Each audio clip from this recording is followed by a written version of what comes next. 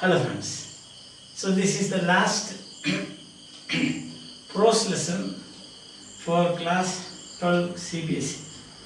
First one we remember the last lesson which we did first lesson. Second one was lost spring. Third deep water. Fourth rat trap. And now the fifth, that is indigo. Now indigo, its name, the title of this essay is given indigo, but actually behind that you have got a miracle that was worked by Mahatma Gandhi.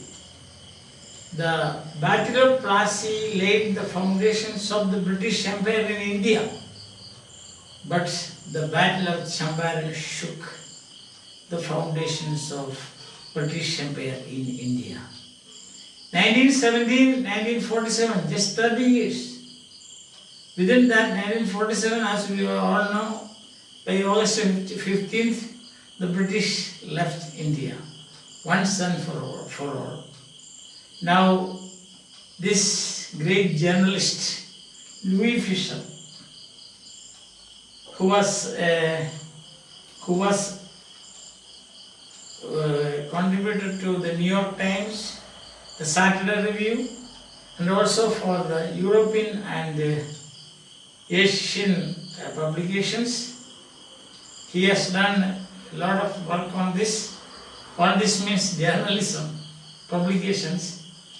He was also a faculty member of Princeton University, and his book, one of the best, title of the book is The Life of Mahatma Gandhi, one of the best books on Gandhi ever written.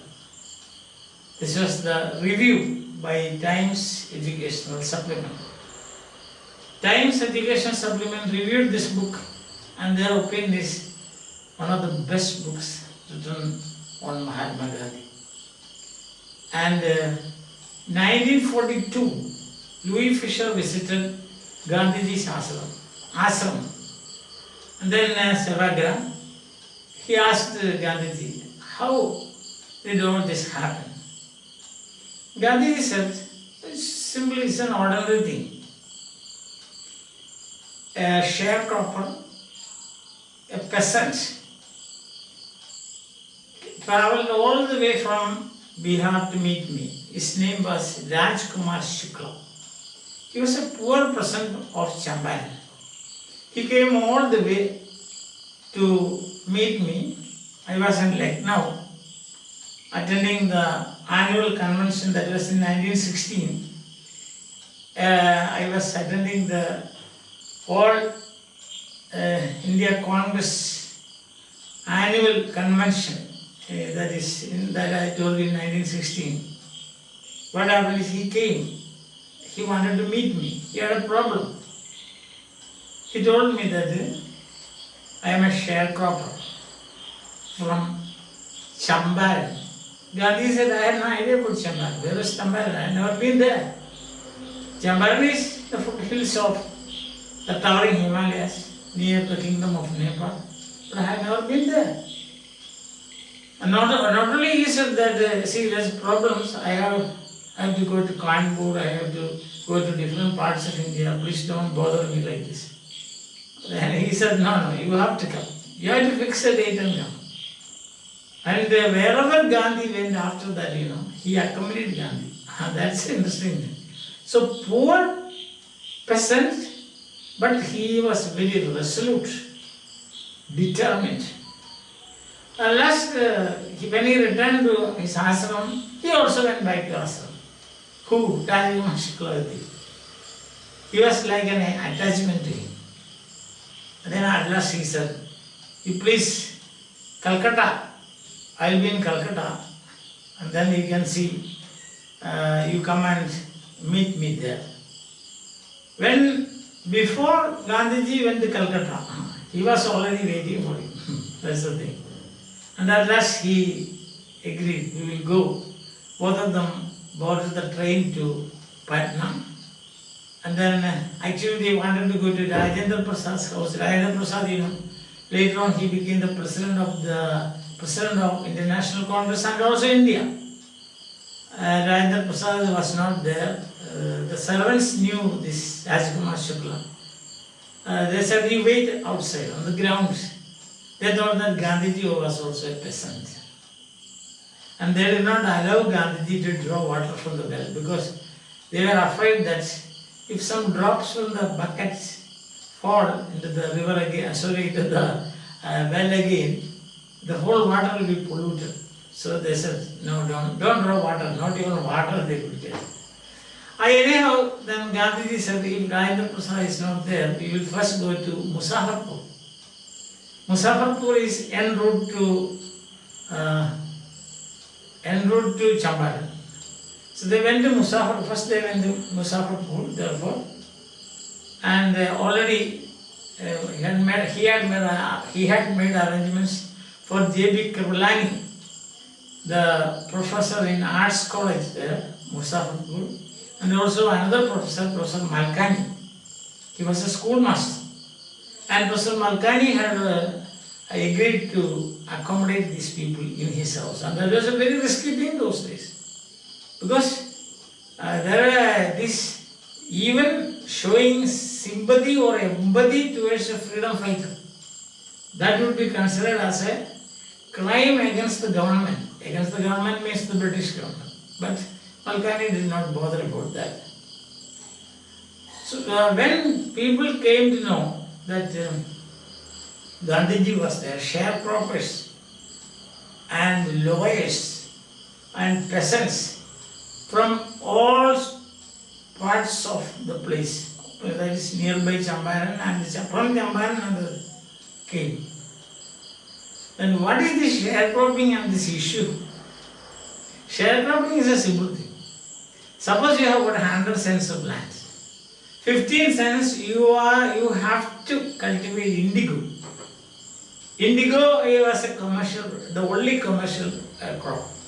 And as a rent for the remaining, the rest of the 85 cents that the peasant is cultivating. Imagine 100 cents. 85 cents you can cultivate wheat or bajra or whatever you like, maize or whatever you like. 15 cents you have to cultivate indigo, and then the whole thing should be handed over to the British landlords. Because it was a commercial crop and they could sell it in the market and get a lot of money. So these people are denied. It so happened that Germany somehow managed to produce synthetic indigo. So natural indigo, the value of the market of natural indigo became very dim.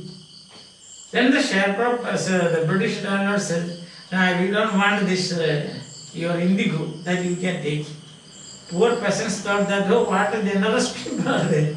But you sign you sign another agreement. Sharecropping agreement was an initial one. You sign another agreement. What is that? Peasant said that you will pay compensation in cash. You don't want any indigo. They thought, oh, how nice it is. They can sell indigo. They took the indigo to market, nobody wanted it. Then they came to know, it was a ruse, a trap. Like a rat trap, the previous lesson. It's a trap. Then the peasant said, we won't give, you have to give the money back to us. We paid the money and you have to give it back to us. This indigo is of no use.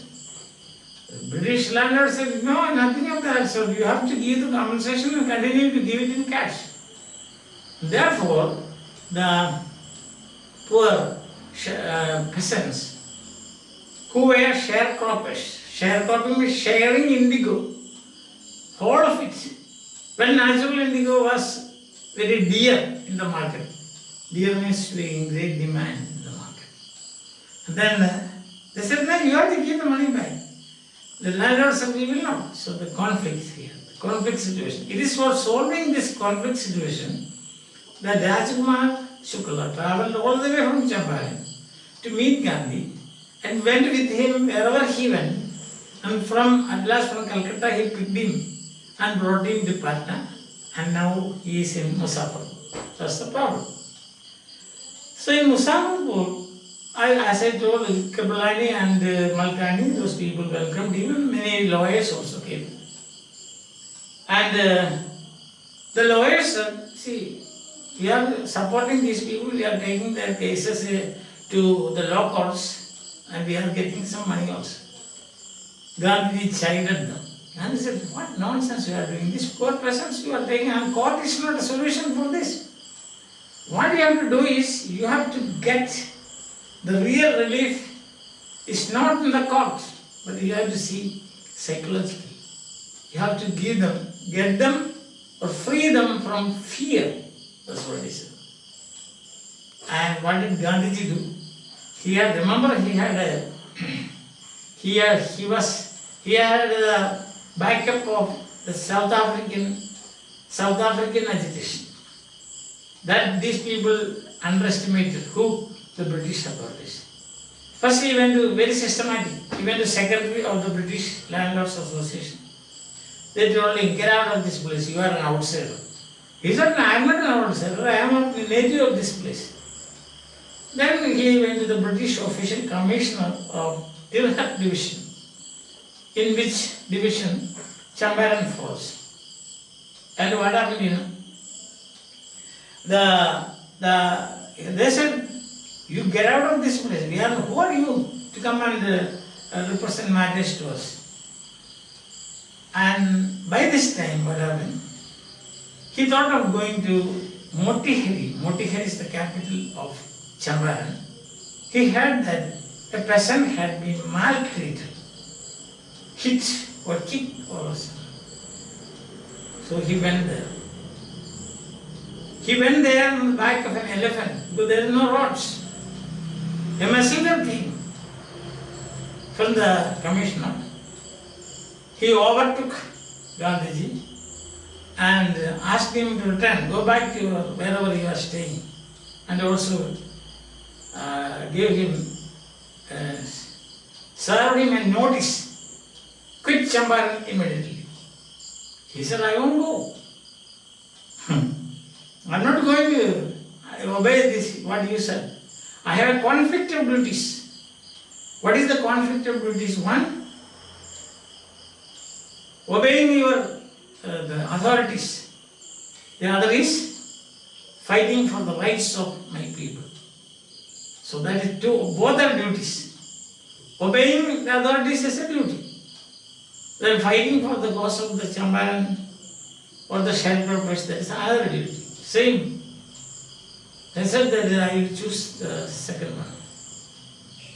And they said that you have to appear in the court. They served a summons on him. That night, he could not sleep. He could not, means he was thinking. He sent word to Rajendra Prasad and many other lawyers and friends. He said, come with as many people as possible. He wired a full report about this thing to the Viceroy, the head of the administration, British administration in India. And then what happened is, there was a spontaneous demonstration. Thousands of people, nearby villages, far and near came. The authorities were afraid. They requested Gandhiji to regulate the crowd. The trial, the judge said the trial is postponed. Gandhiji protested. Gandhiji said, you should do it right now. At last, the judge was forced to release him without bail. Prominent lawyers, Rajendra Prasad, then Brij Krishna Bhatia and Maulana Masroor Haq, those people came to support him. And then there was a move by the British government to arrest Gandhiji. Then they sat together and discussed, suppose I am arrested, I am sent to jail. What is going to happen? What will you do? He asked Rajendra Prasad and the other lawyers. They said, we will go back. We came to help you. And if you are in jail, what can we do? We will go back. And then they conferred. They thought like this. This man came all the way from Ahmedabad, his ashram, he is not related to this land. He is not part of this land, part of this sharecropping, none of these things. But he has come all the way to help this man, these people. We are residents of this place and we have been, collecting money from these people to take argue their case in the court, and if you are, it's a shame on us. So they went to Gandhiji and said, we are sorry. If you are staying back and you are willing to go to jail for these people, we are sorry. We will not go back. We will be staying with you. We will be supporting you. And then Gandhiji said, the battle of Champaran is won. The battle of Champaran is won, he said. And then he wrote down, bring a piece of paper, he said. Wrote down the names in pairs. This is how you should go arrest. 2 of you will go arrested, then the next 2 arrested like that. But what happened is that no arrest took place. Understand? The case was dropped. The Lieutenant Governor had sent word that the case should be dropped. An inquiry.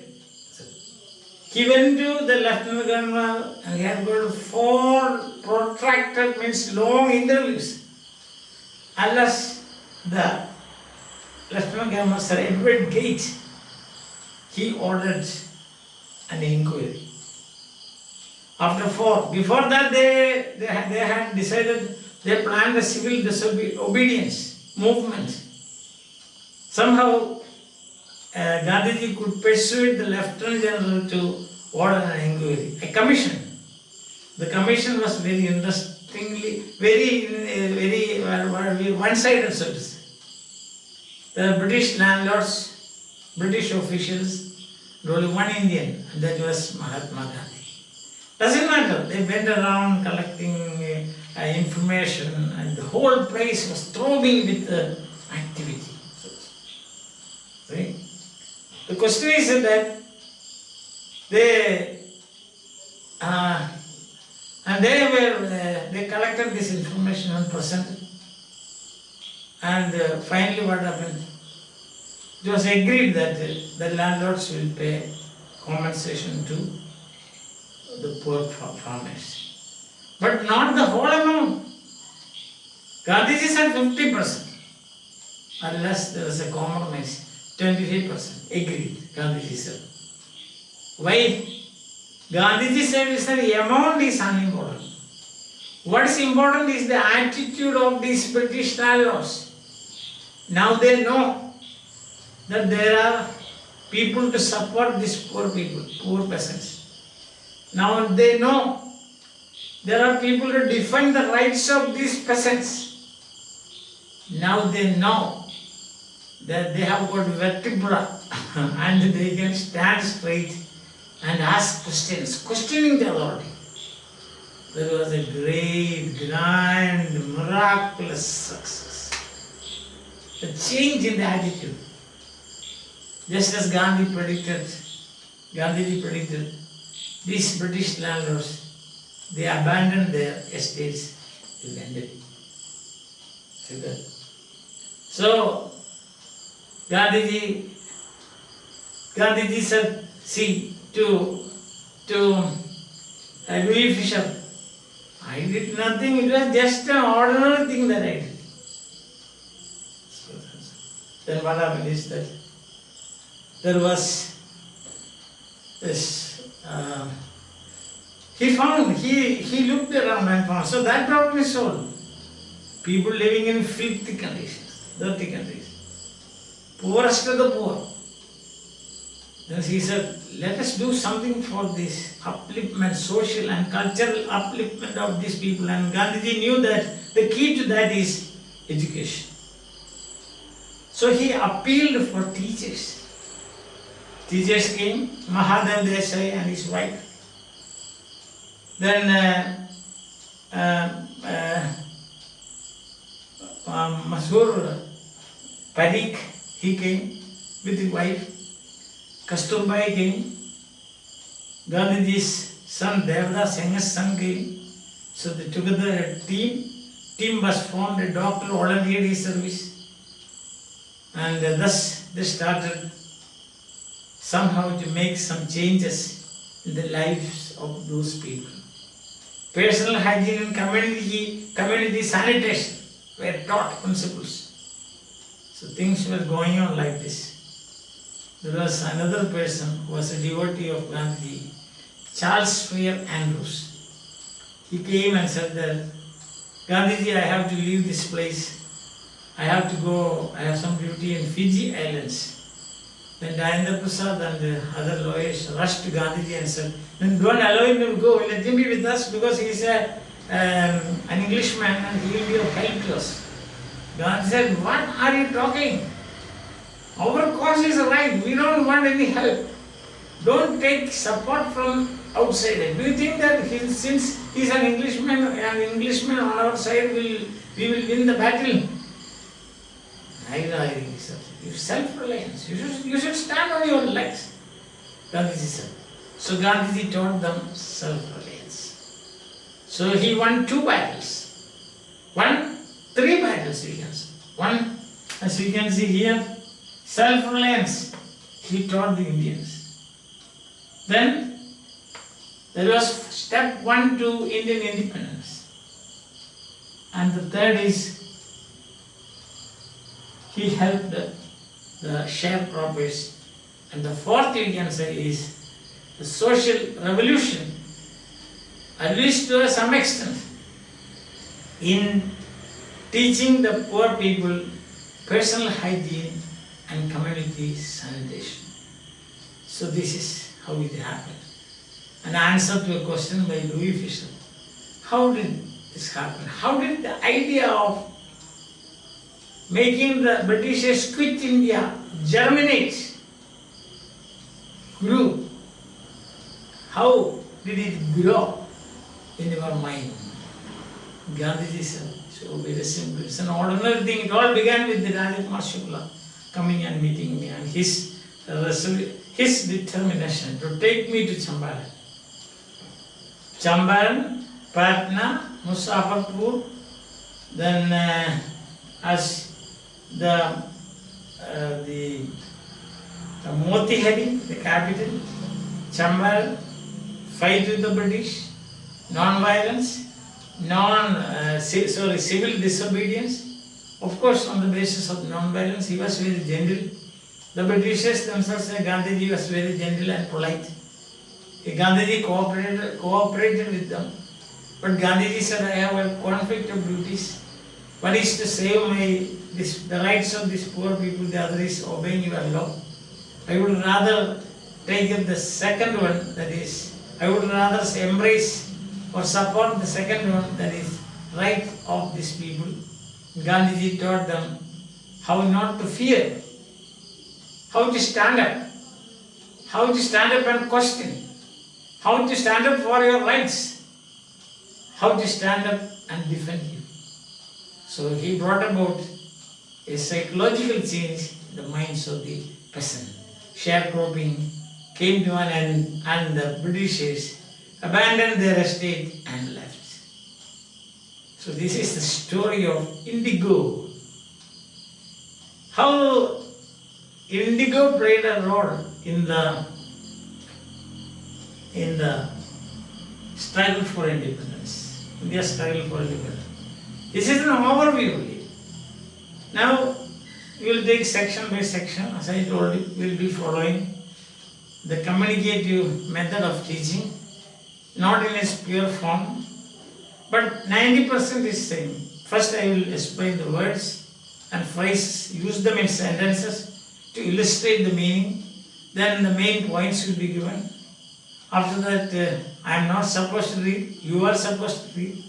Since this is a virtual classroom, I will read for you. You will you will have your textbook with you. Or at least today's section by section we will be taking. At the end there will be questions, you will answer. You are supposed to answer the questions and read out, but since it is a virtual classroom, I will also help you, and thus we will proceed. With this, we come to the end of the all the 5 prose lessons. Next day onwards, we will start with the our poems. Different poems we have gotten, like Madhavaputi's poem, John Keats, the great romantic poet. We have got the most beloved of all American poets, that is Robert Frost. Famous, you remember, stopping by woods on a snowy evening, and miles to go before I sleep, and miles to go before I sleep. Beautiful. That is, I think very few poets have written such poetic lines, or like a thing of beauty, such joy for her. Or Shelley's cry, I fall upon the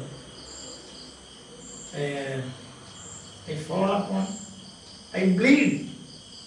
I fall upon the thorns of life. I bleed. Hope that you have been following this outline. The most important points I have just now written here. I will read out. Rajkumar Shukla, poor but resolute peasant from Champaran, meets Gandhi to complain about the sharecropping and landlord system there. Gandhiji and Shukla go to Patna and wait outside Rajendra Prasad's house. Gandhiji and Shukla go to Muzaffarpur en route to Champaran on a fact-finding mission. The issue, what is the issue? The peasants by an ancient agreement, don't worry, I think ancient agreement had to cultivate indigo on 15% of the land and surrender the whole thing to the landlords. Then Germany started producing synthetic indigo.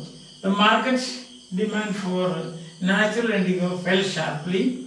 The landlords insisted that instead of indigo, they had to pay compensation in cash.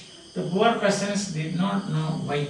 When they came to know the facts, they demanded that the landlords should pay back the money collected from them. Courts won't help, Gandhiji said. Get the fear out of the peasants. A protracted struggle, protracted means lasting for months, protracted struggle. At last, the landlords agreed to pay back 25% of the money collected. Later, they abandoned the estates. Social and cultural upliftment. The Battle of Champaran won. The peasants learned courage. Gandhiji learned a new lesson. And self-reliance, Indian independence, and etc. Louis Fisher, journalist. This is an excerpt from his book, The Life of Mahatma Gandhi, one of the best books on Gandhi ever written, according to the review by Times Educational Supplement. And these are on the blackboard, so on the whiteboard you cannot write all the points. That's why main points. What is sharecropping? How it all began? What is the end result? And after this, winning this political battle, what did Gandhiji do there? He worked for the upliftment of the poor people, personal hygiene and community sanitation, and also education. He was helped by many people, lawyers, teachers, volunteers from all over the place, and even some of the British people who were supporting this movement. Hope that you have followed this outline, and as I told you, we will continue with this. Till we meet again, bye. Have a nice time. Have a nice time and enjoy your life. Bye.